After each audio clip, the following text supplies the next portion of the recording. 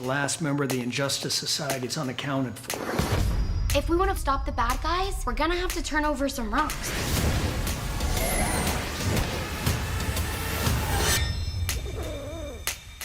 All clear!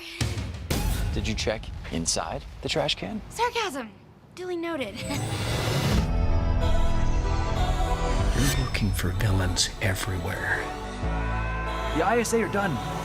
All of them. We're protecting a town that doesn't really need it. Maybe we all should take a break. My man. Your destiny isn't just about being Stargirl. It's about finding a balance, getting good grades, working towards a career. A career as Stargirl. Putting on that mask is messing up everything else in your life. This ring belonged to my father. The Green Lantern. We're in danger. Everything's falling apart. Jade, there's bad news. We're going to stop you. Stay out of my way. Stargirl. New episodes start August 10th. Free next day only on the CW app.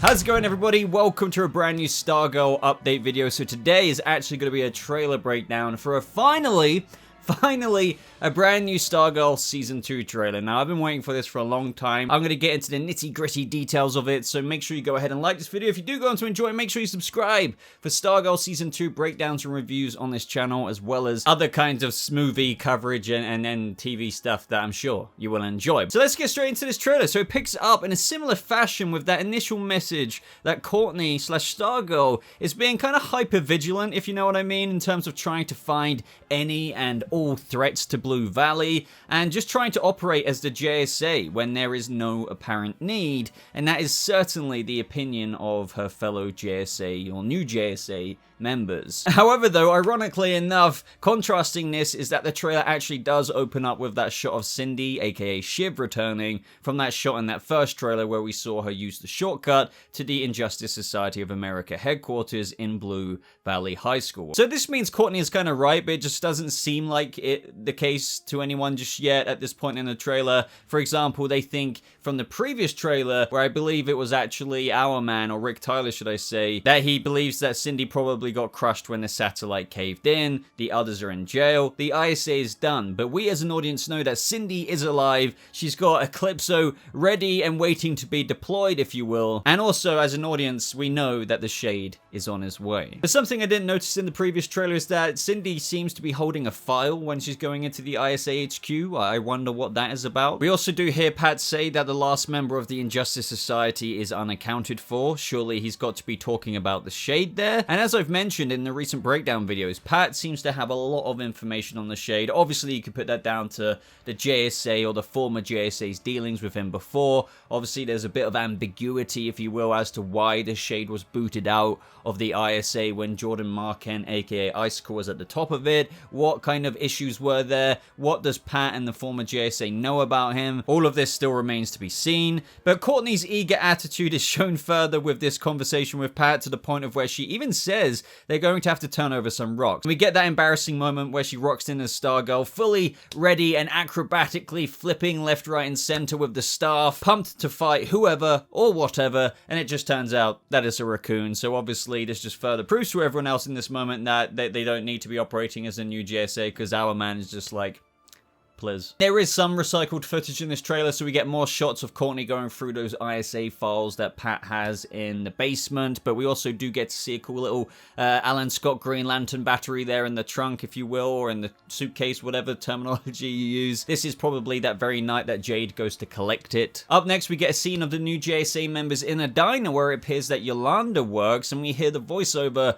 of, "We're protecting a town that doesn't really need it. Maybe we should all take a break." Now, this is probably all on top of Yolanda's own arc this season, where she's finding things hard anyway. You may have heard me mention this in previous breakdown videos, but they have detailed that Yolanda's story will be following suit with, yes, she killed Brainwave, and in some people's books that might be a good thing, but you can't forget that this is a high schooler murdering, and not only that, she slit the throat of that guy. That's something in your own mind you definitely will need to reckon with. We also see that Stripe gets a new flamethrower upgrade. Now, maybe I'm being stupid, but I don't recognize the guy with the beard that he's brought in. It is not the Shining Knight. It seems to be somebody else who's helping out Pat. But hey, I'm looking forward to seeing more of Stripe this season. It seems like they're bringing in Mike a lot more this season as well in this particular scene. It just speaks more to that. And I mentioned this in my last breakdown with how it seems to be him who finds the pink pen. Now, more on this in a little bit. Now, once again, guys, I know this may be getting old, but the trailer's really rubbing in the premise of this season, which is kind of what a trailer is meant to do in your face. But once again,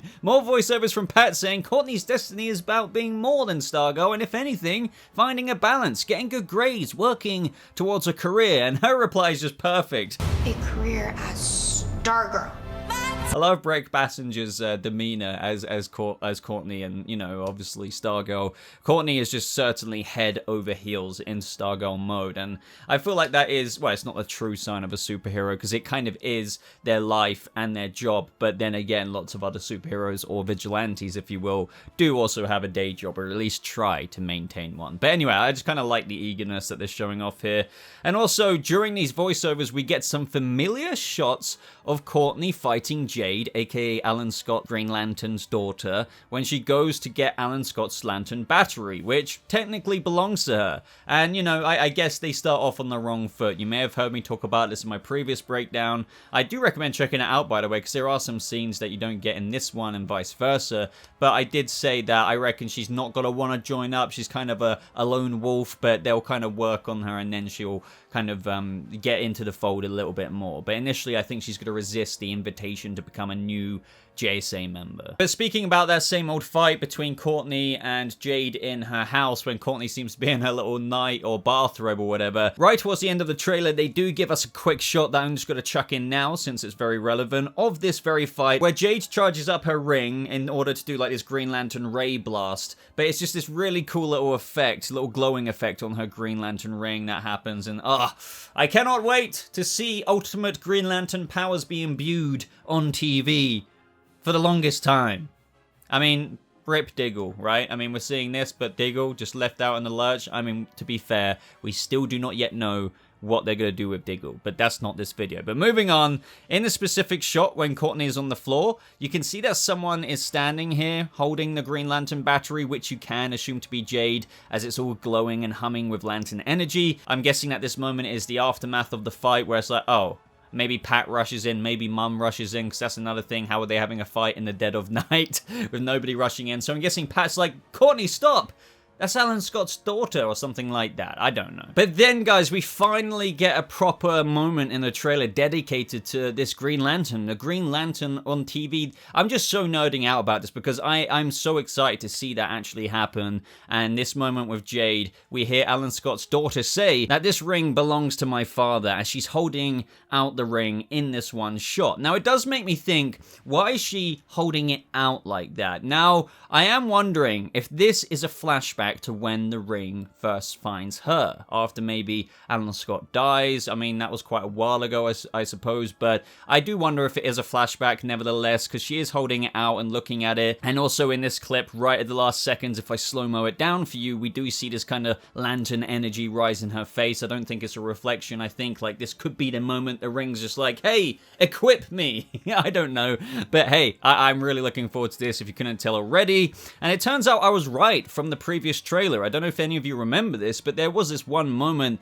in the previous trailer where I could tell that we saw the new JSA members get knocked back by this big green wave. It was really quick in the last trailer, but I thought if I'm, you know, playing my cards right, that's probably maybe Jade outletting this massive burst and they all get knocked out. And lo and behold, in this trailer, it seems as though we get an extended look at that moment that came about, because you can see everyone standing around the Green Lantern battery, and it seems to kind of be self self-imploding with lantern energy. And so obviously everyone gets knocked back. You can compare that with the shot you're seeing on screen now from the previous trailer. But not only that, in this next shot, we see that Jade is just imbued with so much energy that it appears as though she's floating, which obviously you can do as a lantern with equipping a ring. You can freaking fly about, and oh man, I know the visuals are gonna look gorgeous. Like, we can see the behind of it in this shot, but imagine seeing it from Courtney's perspective. The camera's flipped around there, and you're just looking up at like Jade floating, being like, oh, Mr. I can't wait for that. I really hope it looks nice and clean and just saturated with so much green. But up next in the trailer that we get teased with is maybe just a little bit of drama, and that is because we get a voiceover of "We're in danger" with Yolanda being in this church. Now, we have spoke about this church scene before. Without repeating myself too much, it looks like she's very upset here. Could pertain to obviously maybe her confessing and going into her religious roots maybe of what she's done to Brainwave, obviously Brainwave Jr.'s father at the end of last season. But then again, it looks like maybe she just ran in there, so maybe she's running away from someone like Eclipso or something like that.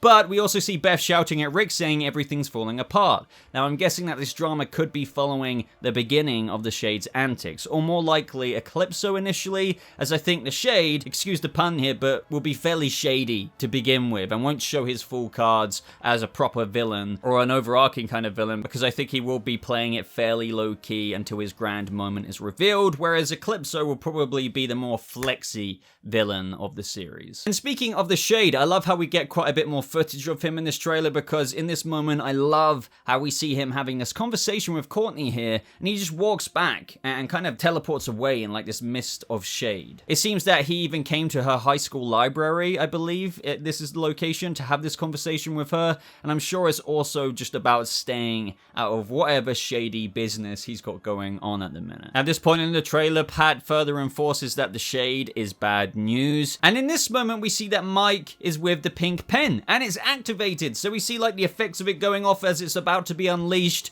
and then the Thunderbolt, I assume, comes out and just goes ham, expanding upon those shots we got in the previous trailer of where it seemed that Mike was on his paper round, the pen kind of flew out maybe if he fell off the bike, and then Thunderbolt just appeared. And it's just super fascinating because once again in this trailer, we know that Jakeem Thunder has been cast, but they're showing all of the antics with the pink pen with Mike, which does make me wonder because, as I mentioned earlier, Mike's involvement seems to be scaling up a little bit in this season, and it seems as though that they could initially be giving Mike some time with the Thunderbolt pen first before maybe Jakeem comes in and is the true mantle holder. But I am wondering about that because, once again, without repeating myself too much more, Mike is the one with the pen that we've seen in the trailers, even using it. And speaking of using it, notice the very room that he is in. I don't know how many people would have paid attention to this, but I was watching it quite a few times to see any extra details, and I'm very confident that in this scene that you're seeing on screen right now, then when we see Mike activate the pink pen, the location seems to be the same one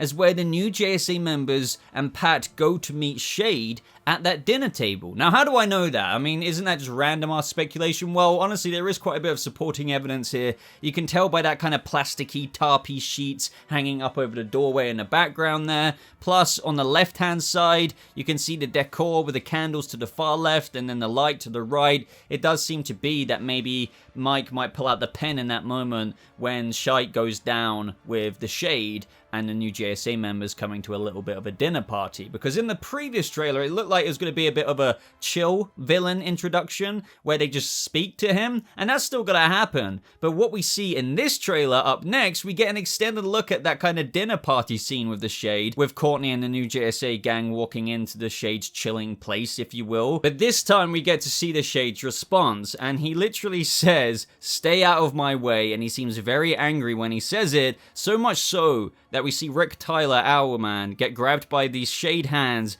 and knocked around the room, as likely a show of power and intimidation to the new JSA to kind of be like, look, flexing my power, do you really want to get in my way? Because shit will go down if you do. Once again, as I said, the Shade is not necessarily your Jordan Marquand Icicle type impulsive villain who's like, not necessarily, I wouldn't say Jordan Marquand was cliche, but he was kind of not one-dimensional, but he was what I'm trying to say is he was very villainous. Jade will have a few more angles to him. He'll come across kind of calm and neutral, calm and collected, and hey, look, I'm up to some things, but like, you guys shouldn't really be concerned about it. It's not going to be as obvious as what the former ISA did with trying to take over Blue Valley and all of the states of the USA. It's going to be more low-key. Do you know what I mean? It's kind of like shady like that, if I could have put it any other way. Whereas, as I said, we're going to get Eclipso, who's going to be more of the actual obvious villainous choice. The more obvious, if a kid was looking at a villain, he would probably point out freaking Eclipso over the Shade. That's the best way I could put it. So everyone, that is the end of the new footage from this brand new Stargirl trailer. I would love to know your thoughts on it.